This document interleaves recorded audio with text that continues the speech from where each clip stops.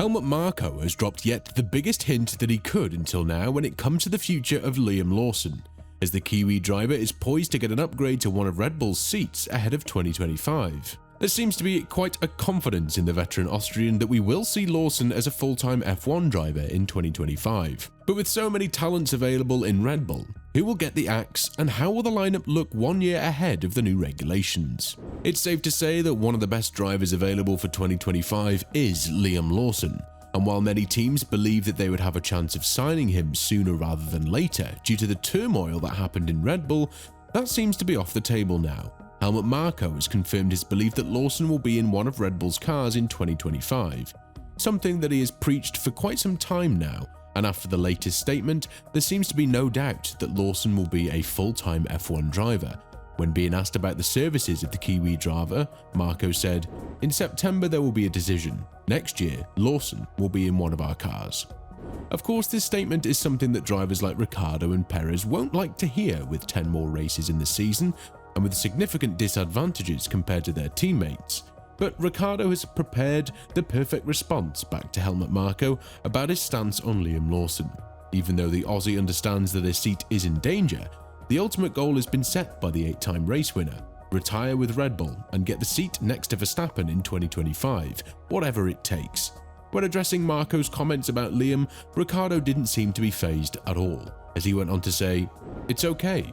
I still know that performance is my best friend, and that if I do what I know I can do and am capable of, then I think it puts me in a very good position to stay somewhere in the family for next year.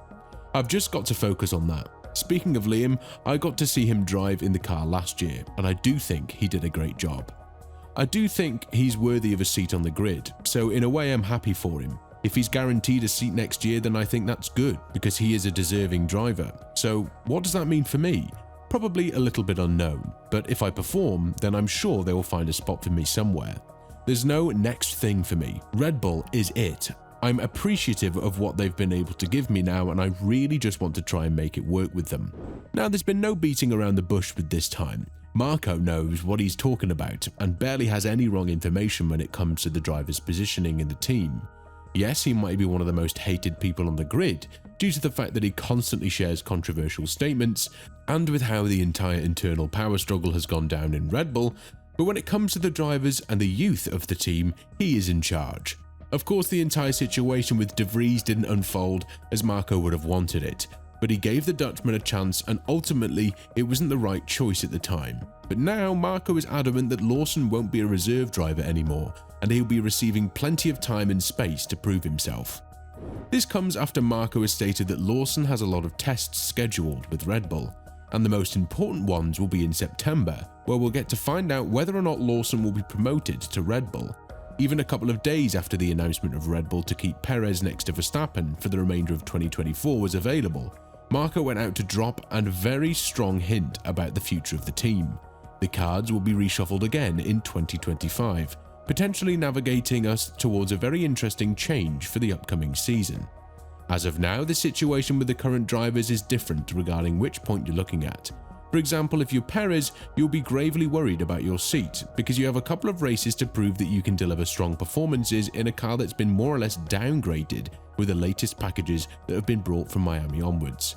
Furthermore, there seems to be a great threat for Ricciardo's seat as well, because Marko believes that the Racing Bulls team needs to be composed of young drivers, as stated by the shareholders of the team, and unfortunately, the Aussie doesn't fit in this picture.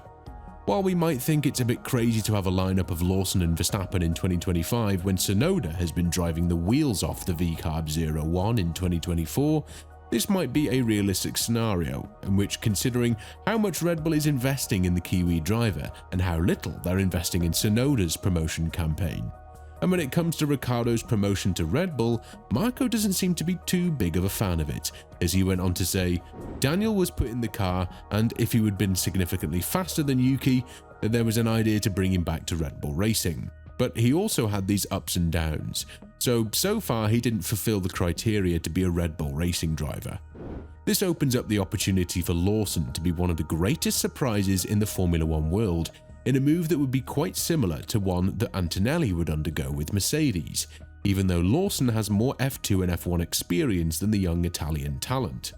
Nevertheless, being next to Verstappen can be both a blessing and a curse, because you'd have to go to head against the fastest driver in the world while trying to keep up in a car that hasn't responded well to the upgrades, and that can crush your career in an instance. What this prompts is a potential drop of Ricciardo in Formula 1, and a forced retirement as Lawson would enter F1 as a Racing Bulls driver. So in a direct duel with Tsunoda, he will be able to prove himself and prove the team how valuable he can be when they need him the most. Of course, there are still some tests to be run with Liam and Racing Bulls, but if you're to ask Tsunoda about the entire situation, you wouldn't receive the most positive response from the Japanese driver about the entire situation, rightfully so. After doing everything he can as a Racing Bulls driver, Tsunoda was given one more year with the Firenze-based squad, but has also made it very clear that he expects more commitment from Red Bull and their contract. When being asked about Lawson's promotion to Red Bull ahead of him, Tsunoda didn't hold back words, as he said, "If they choose Liam, that would be weird, but I mean, for me at least, I don't think that he deserves the seat. For sure, Liam did a really good job when he drove for the team, but I think I did more than that. We will see how it goes. In the end, Red Bull knows how to manage drivers." There's always the growing concern that Red Bull needs to have in the back of their minds when it comes to Tsunoda and his relationship with Honda, because had it not been for the Japanese manufacturer, we wouldn't have seen Tsunoda in Formula 1 in the first place, and given the fact that Alonso's time is nearing an end, Honda would pursue either him or Verstappen for that seat as much as they can. And if we're to put these two on a scale, while Verstappen would be a more wanted asset, Tsunoda would be the easier accessible one, as Racing Bulls would have far easier time letting him go compared to Verstappen, and the dent that he will leave in the Austrian team if he chooses to leave. The situation in Racing Bulls as well as Red Bull has gotten pretty interesting so far, and we're going to see a very different interesting remainder of 2024. And now that Lawson has been promised a seat for 2025, we're very likely to see a fiercer battles between the Racing Bulls drivers. While it's perfectly normal for the drivers to enter every weekend with this mindset, knowing that your seat is now definitely under threat without any speculation or false promises will wake up the beast inside you. And even though this announcement has a bigger impact on Racing Bulls, it doesn't mean that Perez will be saved from the entire crossfire. Quite the contrary, there's a scenario in which Ricciardo will take Perez's seat if he continues with the strong results with Racing Bulls, and Lawson will get an opportunity for one full season to prove that the 5-race stint back in 2023 wasn't an incident, and he can deliver constantly good results weekend after weekend. With all of this in mind, do you think that Lawson will be a future Racing Bulls or Red Bull driver? And if so, who do you think will drop out of the Red Bulls camp as an aftermath of the entire turmoil that's currently ravaging both of the teams? Let us know in the comments below, and once you do that, make sure to click on the video that's appearing on your screen right now.